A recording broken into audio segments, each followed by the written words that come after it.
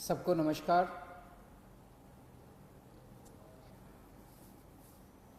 आज दिल्ली में लगभग 74,000 टोटल कोरोना के केस हो चुके हैं।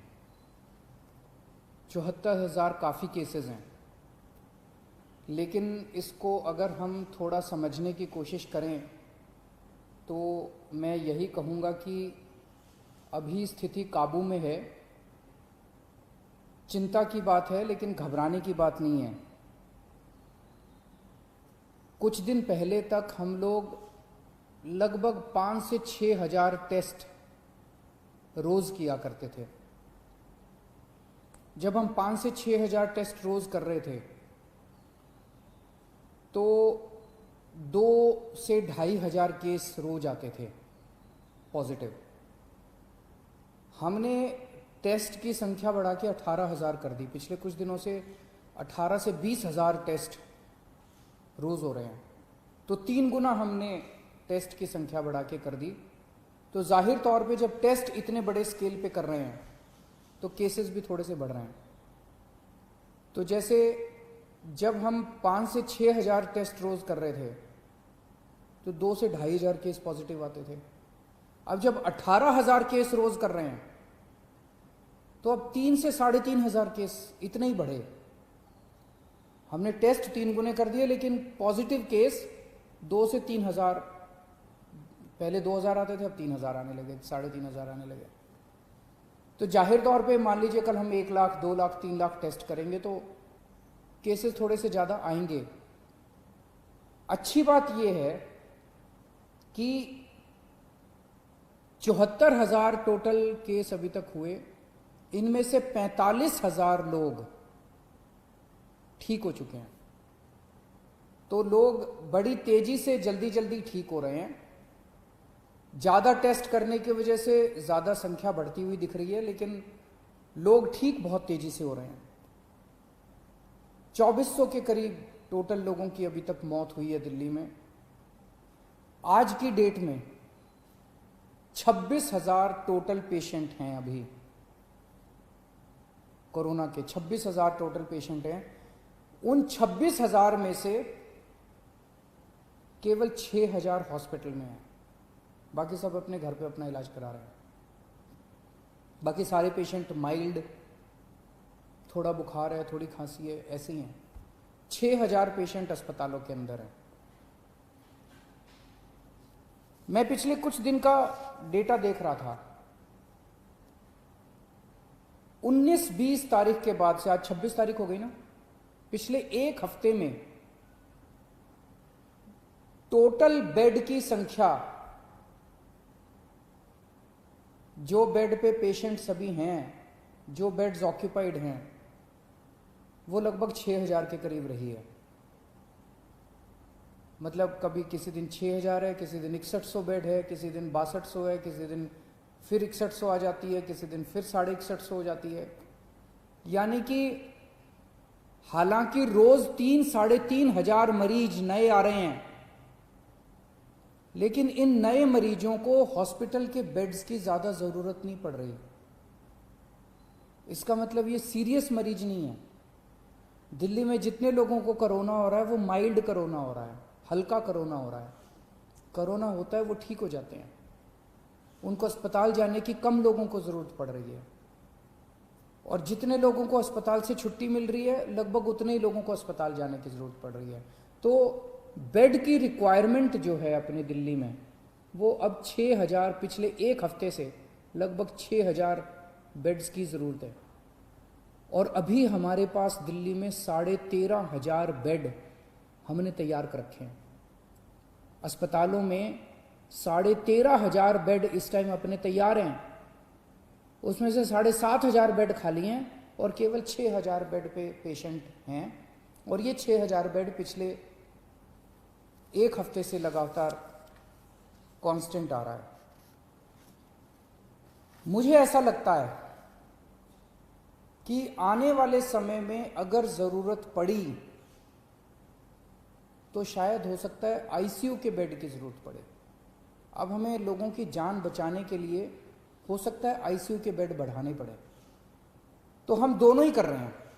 हालांकि हमने आज 13,500 बेड हमारे पास है, 7,500 बेड खाली हैं, फिर भी आज हमने कैबिनेट करी थी। कैबिनेट में हमने बुराड़ी के अस्पताल में 450 बेड और बढ़ाने की परमिशन दे दी, उसका पैसा सैंक्शन कर दिया। दिल्ली के बैंक्वेट हॉल्स के अंदर, अभी आप लोगों ने अखबारों में पढ़ा होगा, मैं परसों गया था, LNJP हॉस्पिटल के सामने एक बैंक्वेट हॉल है, उस बैंक्वेट हॉल के अंदर 100 बेड का हमने इंतजाम किया है। ऐसे दिल्ली के जगह जगह बैंक्वेट हॉल्स के अंदर हम बैंक्वेट हॉल को अस्पताल के साथ जोड़ देंगे। उस बैंक्वेट हॉल में हम बेड, दिल्ली के कई सारे बैंक्वेट हॉल्स में बेड्स का इंतजाम कर रहे हैं। तो हम हाथ पे हाथ धर के नहीं बैठे। जैसा मैंने कहा, पिछले एक हफ्ते में 6,000 बेड से ज़्यादा की जरूरत नहीं पड़ रही। आज हमारे पास 13,500 बेड है, फिर भी कल के लिए हम तैयारी कर रहे हैं, परसों के लिए तैयारी कर रहे हैं। अगर बाई चांस ज़्यादा ज़रूरत पड़ती है तो हम उसकी तैयारी कर रहे हैं। बीच में कुछ दिन ऐसे थे, जून के महीने के पहले हफ्ते में, जब थोड़ी सी पूरे दिल्ली के अंदर बेड की कमी हुई थी, मेरे पास भी खूब फ़ोन आते थे। रात रात भर में लोगों के फ़ोन अटेंड करता था, उनके लिए बेड का इंतज़ाम करता था, इस अस्पताल में उस अस्पताल में। अब स्थिति कंट्रोल में है। अब काफ़ी होटलों के अंदर हमने पिछले 10 दिन में लगभग 3,500 बेड्स का इंतजाम किया होटलों के अंदर, उनको हमने अस्पतालों से अटैच कर दिया। इस वजह से बेड्स इतने बढ़ गए हैं। और अब आने वाले टाइम में बैंक्वेट हॉल में बेड्स लेंगे, बुराड़ी अस्पताल तैयार हो जाएगा, और भी कई सारे स्टेप्स उठा रहे हैं। साथ में ICU के अंदर बेड्स बढ़ा रहे हैं, GTB हॉस्पिटल में, राजीव गांधी हॉस्पिटल में और LNJP में। इन तीनों के अंदर ICU के बेड्स की बहुत बड़े स्तर के ऊपर हम मात्रा बढ़ाने जा रहे हैं, ताकि अगर सीरियस मरीजों को ज़रूरत पड़े तो उसकी हमारी तैयारी होनी चाहिए। मौत के अंदर कोरोना से लोग, अगर कोरोना, पहली बात तो भगवान करे कोरोना हो ही ना आपको, अगर कोरोना हो भी जाए तो आप सही सलामत ठीक हो जाए। कोरोना की वजह से मौत नहीं होनी चाहिए। उसे रोकने के लिए, उसे कम करने के लिए हमने 2 बहुत महत्वपूर्ण कदम उठाए हैं। एक तो है प्लाज्मा थेरेपी। आपने सुना होगा, कुछ दिन पहले मैं प्लाज्मा थेरेपी का जिक्र किया करता था। दिल्ली पहला राज्य था पूरे देश में जहां प्लाज्मा थेरेपी को हम लोगों ने बड़े उत्साह के साथ शुरू किया। हमने इसके ट्रायल किए, LNJP अस्पताल में इसके ट्रायल हुए, 29 केसेस के ऊपर ट्रायल किए गए और उनके नतीजे बहुत अच्छे आए। उन नतीजों को फिर हमने केंद्र सरकार में सबमिट किया। अब हमें 200 और पेशेंट्स के ऊपर प्लाज्मा थेरेपी करने की इजाज़त मिली है। तो सरकारी अस्पतालों में LNJP और राजीव गांधी अस्पताल में प्लाज्मा थेरेपी की इजाज़त मिली है, और इसके बाद कई सारे प्राइवेट हॉस्पिटल्स ने भी प्लाज्मा थेरेपी की इजाज़त ले ली है। कई सारे प्राइवेट हॉस्पिटल्स भी इस टाइम प्लाज्मा थेरेपी कर रहे हैं। इसके नतीजे ये दिखाते हैं कि अगर कोई मॉडरेट पेशेंट है, अगर कोई बहुत सीवियर पेशेंट है, वेंटिलेटर पे है, मल्टी ऑर्गन फेलियर हो चुका है, ऐसे पेशेंट्स को तो शायद प्लाज्मा थेरेपी से बचा पाना मुश्किल हो। लेकिन जो लोग अभी, जिनकी हालत ज़्यादा बिगड़ी नहीं है, उनको अगर दिया जाए तो उनकी हालत को आगे बिगड़ने से रोका जा सकता है इससे। ऐसा अभी तक के नतीजों ने दिखाया है। तो प्लाज्मा थेरेपी के ज़रिए हमारी उम्मीद है कि हम मौत को कम करने में शायद सफल हो पाएँ। LNJP अस्पताल के नतीजे ये दिखाते हैं। LNJP अस्पताल में पहले डेली जितनी मौत होती थी, आज उससे आधी से भी कम हो गई हैं पिछले कुछ दिनों में, जब से प्लाज्मा थेरेपी शुरू किया। तो हमें उम्मीद है कि आने वाले समय में इससे हम इसको कम कर पाएंगे। दूसरी चीज़, कोरोना में सबसे ज़्यादा परेशानी होती है कि मरीज का ऑक्सीजन का लेवल अचानक कम हो जाता है। एक आम आदमी का ऑक्सीजन का लेवल 95 होना चाहिए। अगर ये 90 से कम हो जाए तो ये खतरा माना जाता है। 85 से कम हो जाए तो बहुत सीरियस माना जाता है। अब इसमें जैसे अगर आपका ऑक्सीजन लेवल 90 हो जाए या 85 हो जाए तो आपको सांस लेने में तकलीफ होती है और बहुत ज़्यादा ब्रेथलेसनेस होती है, सांस रुकती है आपकी, बहुत ज़्यादा आपको तकलीफ होती है।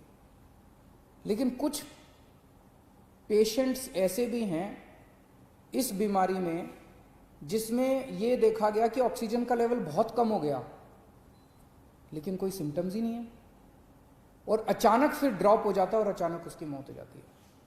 तो इसके लिए हमने एक निर्णय लिया है, निर्णय नहीं लिया, लागू कर दिया है कि जितने लोग घरों में जिनका इलाज चल रहा है, होम आइसोलेशन में हैं, माइल्ड सिम्टम वाले हैं, ए सिम्टम बिना लक्षण वाले मरीज हैं, जिनको कोरोना है लेकिन कोई लक्षण नहीं है, ऐसे सारे मरीजों के घर में हम लोगों ने ऑक्सीमीटर पहुंचा दिया है। हो सकता है कुछ बचे हों लेकिन लगभग सारे, मेरे को बताया गया कि लगभग सारे मरीजों के घर में ऑक्सीमीटर हम लोगों ने पहुंचा दिया। ये ऑक्सीमीटर आपका सुरक्षा कवच है। जिन जिन लोगों को ऑक्सीमीटर मिला है, कोशिश करके हर घंटे 2 घंटे में एक बार ऑक्सीजन नाप लेना। बड़ी आसान होता है, उंगली में लगा के आप ऑक्सीजन आधे मिनट में नाप सकते हो।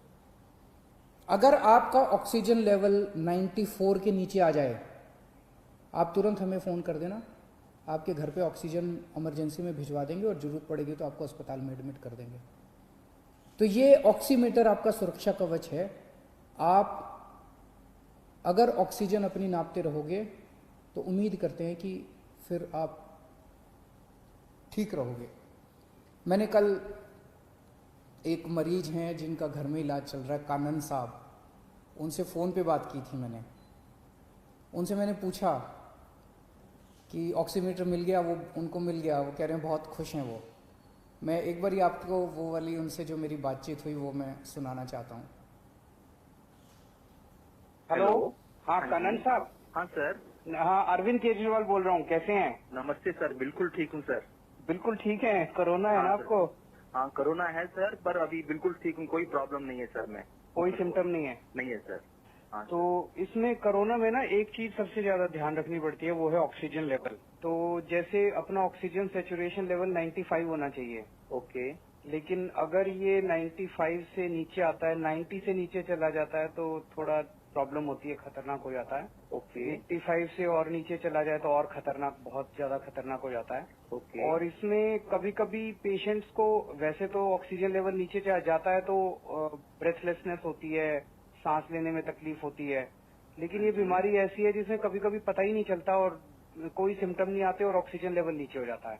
Okay sir. इसीलिए आप सब लोगों को हमने ये ऑक्सीजन मीटर, पल्स मीटर भेजा है। मिल गया आपको? हाँ सर, मिल गया सर, मिल गया सर हमको। नाप रहे हैं ना आप अपना ऑक्सीजन? बिल्कुल। हर 2-2 घंटे में नाप लिया करो, इसमें अचानक कई बार गिर जाता है ऑक्सीजन। ओके सर, तो ओके सर। कितना है अभी आपका ऑक्सीजन लेवल? मेरा जो है 97 के ऊपर है बहुत सर, अच्छा। 9760 ऐसा है सर। 97.6 है, बहुत अच्छा है। घर में कौन कौन है आपके? सर मम्मी है और वाइफ है, 2 बच्चे हैं सर। सबके आप अलग कमरे में रह रहे हो ना? हाँ जी, हाँ जी, हाँ तो जी। उनको तो नहीं होना चाहिए बिल्कुल। बिल्कुल सर, बिल्कुल। और खासकर मम्मी का ख्याल रखना क्योंकि वो बुजुर्ग है ना, उनको हाँ। होने के चांसेस रहते हैं। ठीक है सर। और दिल्ली गवर्नमेंट से फोन आता है डेली आपको गाइड करने के लिए? रोज आता है सर मेरे को। रोज फोन आता है? अच्छा, वेरी गुड वेरी गुड। भगवान आपका भला करे, आप जल्दी ठीक हो, जल्दी स्वस्थ हो, ऐसी मैं कामना करता हूँ। हाँ sir, thank you sir, thank you. आपने मुझसे बात किया, मुझे बड़ा अच्छा लगा सर। थैंक यू कानन साहब। बाय। हेलो। हाँ तो आप लोगों ने बातचीत सुनी कानन साहब से। इस तरह के ढेरों मरीज हैं, जो हज़ारों मरीज हैं जो अभी तक घर में ठीक हो चुके हैं और जिनका अभी घर में इलाज चल रहा है, उनकी भी सेफ्टी के लिए हम कदम उठा रहे हैं और जो अस्पताल में आ रहे हैं उनकी भी इलाज के लिए कदम उठा रहे हैं। तो जो लोग बीमार हैं, भगवान से प्रार्थना करता हूँ जल्दी स्वस्थ हों, और जो लोग बीमार नहीं हैं, भगवान से प्रार्थना करता हूँ कि उनको कोरोना बिल्कुल ना हो। शुक्रिया।